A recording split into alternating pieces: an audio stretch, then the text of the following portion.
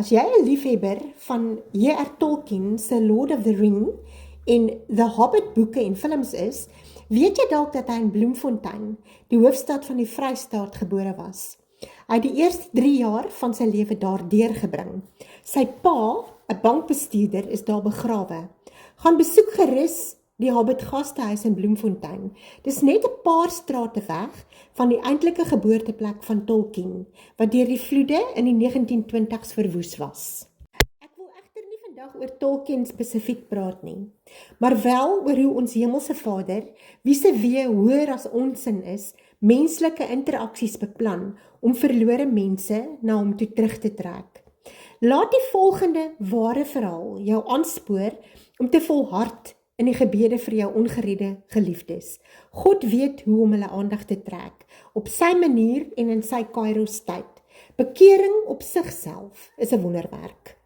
As jy na geestelike video's op YouTube kyk, is dit hoogs waarskynlik dat jy C.S. Lewis se naam erns sal raak sien. Lewis se doopname was Clive Staples Lewis. Hy het in 'n gesin groot geword wat lidmate van die Kerk van Ierland was. Die gesin was getroue kerkgangers. Klein Clive het van jongs af sy sterk wil demonstreer. Op 4-jarige ouderdom was hy hartstikkend toe sy hond Jaxie dood is. Die eiesinnige Ierse seentjie het na die traumatiese gebeurtenis se muur daarop aangedring om voorts slegs as Jaxie aangespreek te word. Hy sou op geen ander naam reageer nie. Jaxie het tot die naam Jack ontwikkel, 'n naam wat Lewis lewenslank vir homself toegeëien het. Op 9-jarige ouderdom het die lewe Lewis 'n volgende groter tragedie toegedien. Hy moes sy ma na haar stryd teen kanker aan die dood afstaan. Die diepdenkende seun het alles in die lewe begin bevraagteken. Na mate hy tot adolessensie gevorder het cynisme al hoe meer pos gevat. Sy pa was emosioneel afwesig en die leemte wat sy ma se dood agtergelaat het, was enorm. Hy het begin worstel met die vraag oor al die boosheid in die wêreld. As daar dan 'n God is, hoekom laat hy soveel onreg en hartseer toe? Hy het tot die slotsom gekom dat God nie bestaan nie, en op 15-jarige ouderdom het hy homself tot ateïs verklaar. Die Eerste Wêreldoorlog het bygedra tot sy kritiese houding teenoor die geloof waarmee hy aanvanklik groot geword het. Al die dood en verwoesting rondom hom het sy ateïstiese standpunt gestaaf. Maar God het ander planne vir hom gehad, en wel in die vorm van 'n vriendskap wat hy met J.R. Tolkien sou kweek. Beide Lewis en Tolkien het aan die Universiteit van Oxford doseer.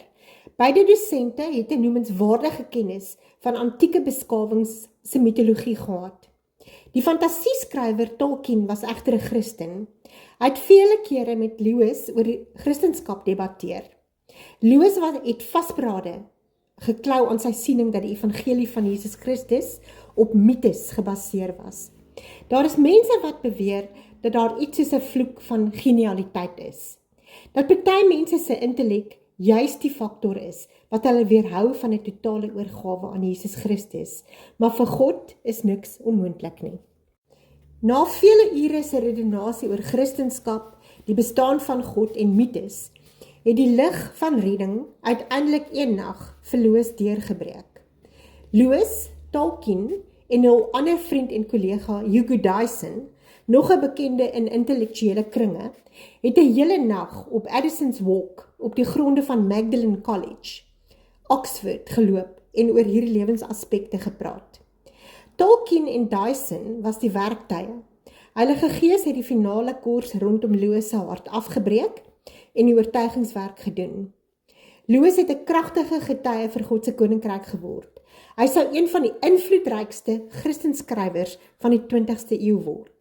God besluit in watter tydgleef van die geskiedenis ons moet leef en hoe hy ons as werktuie wil gebruik. Hy weet presies waar hy ons elkeen in sy kosmiese legkaart sal inpas. God werk met elkeen van ons op 'n unieke wyse. In Lewis se geval het hy juis 'n akademikus en kenner op die gebied van mitologie gebruik om Lewis se siening dat die evangelie 'n mite is te weerlê. Eweneens het hy voor die apostel Paulus se geboorte al besluit dat hy Paulus se fenominale geleerdheid as bevordering vir sy koninkryk sou aanwend. Paulus, 'n vervolger van die eerste volgelinge van Yeshua, het die evangelie suksesvol aan die heidene gaan verkondig. Hy het ook die grootste bydra tot die skrywe van die Nuwe Testament gelewer. God sou nog verder in Loos se lewe werk. Op 58-jarige ouderdom is Loos, die gesore ou jong kerel met Joy Davidman, 'n digter en skryfster getroud. Hy is op 64-jarige leeftyd oorlede. Die mens wik, maar God beskik. Is daar 'n geliefde waarvoor jy bid, wat volgens wêreldse standaarde na 'n hopelose geval lyk? By God bestaan daar nie iets soos 'n hopelose geval nie. Jesus laat die 99 skape agter om na die een verlore skaap te gaan soek. Dink daaraan dat Monica, die ma van die kerkvader Augustinus, 17 jaar lank vir sy bekering gebid het. Maar God het haar gebed verhoor. Hy is getrou. Iewers sal hy iemand soos J.R. Tolkien op jou hardnekkige Jack se pad stuur en jy sal God se goedheid ervaar. Of dit aan hierdie kant van die graf gebeur, of wanneer jy alreeds in die paradys is, maak nie saak nie. God is 'n waarmaker van sy woord, en elke belofte in sy woord is ja en amen in Jesus Christus, soos 2 Korintiërs 1 vers 20 vir ons sê. Tot volgende keer, en onthou, die beste kom nog. Shalom.